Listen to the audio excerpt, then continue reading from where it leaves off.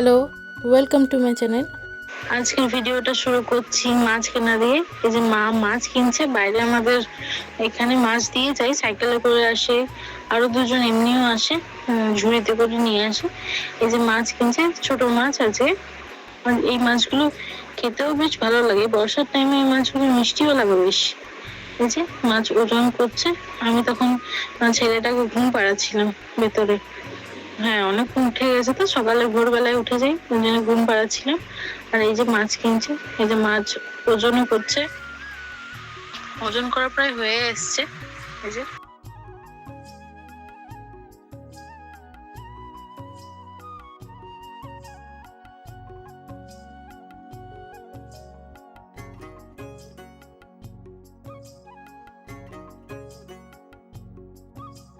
মায়ের পুজো দেওয়া কমপ্লিট হয়ে গেছে, আমার ছেলেটাকে ঘুম পাড়ানো হয়ে গেল। এই যে মা ছাতুর শরবত করছে।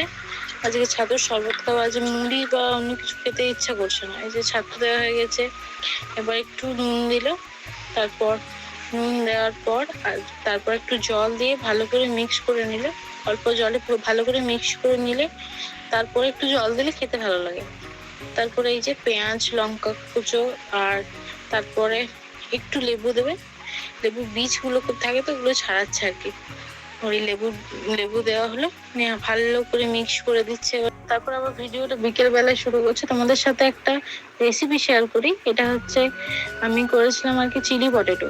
তো প্রথমে এই যে আলুটা ভালো করে সেদ্ধ করে নিয়েছি 80% মতো, তারপর ওটাতে একটু কর্নফ্লাওয়ার দিয়ে মাখিয়ে নিয়েছি। তারপরে কড়াইয়ে তেল দিলাম, তেলটা একটু গরম হোক, ভালো করে গরম হলে ভালো করে ভাজাটাও হবে, লাল লাল হবে। তার মধ্যে আমি এই যে পেঁয়াজগুলো কেটে নিয়েছি, ডুমো ডুমো করে পেঁয়াজ, ক্যাপসিকাম, টমেটো, তোমরা চাইলে টমেটো নাও দিতে পারো, আমি যেভাবে করছি আর কি সেভাবে দেখালাম। এই যে পেঁয়াজ কাটা হয়ে গেছে, এদিকে আমি আলুগুলো দিয়েও দিয়েছি, ওটা ভিডিও করতে ভুলে গেছিলাম। তারপরে এই যে ক্যাপসিকামটাও কেটে নিয়েছি, একটু টমেটো কেটে নিয়েছি। টমেটো দিলে আর কি খেতে ভালো লাগে, ওই জন্য একটু টমেটো দিই। এখানে রেড বেল পেপারটা তো পাওয়া যায় না, ওই জন্য টমেটোই দিই। তবে এই যে ভাজাও আমার কমপ্লিট হয়ে গেছে, ভেজে এই যে তুলে নিচ্ছি, এভাবে লাল লাল করে ভেজে নিতে হবে। আর এই যে একটু লঙ্কা কুচো করছি, আর রসুন আদাও একটু গ্রেট করে নিয়েছি ভালো করে। তারপরে এই যে গরম কড়াইয়ে আর একটু তেল দিয়ে দিয়েছি, তারপর তেলটা ভালো করে চারিদিকে ছড়িয়ে নিয়েছি কড়াইয়ের। তারপরে এই যে রসুন কুচো, আদা কুচো সব দিয়ে দিয়েছি, লঙ্কাটাও দিয়ে দিয়েছি সঙ্গে সঙ্গে। তারপর ভালো করে একটু ভেজে তার মধ্যে পেঁয়াজ, ক্যাপসিকাম, টমেটো যেগুলো কাটা ছিল সেগুলো দিয়ে দিয়েছি।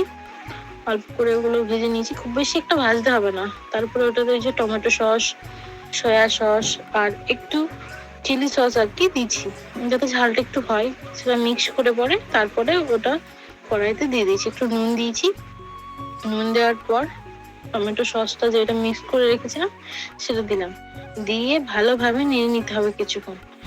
ভালো করে নেড়ে নিলে আর কি ভালো করে হয়ে যাবে।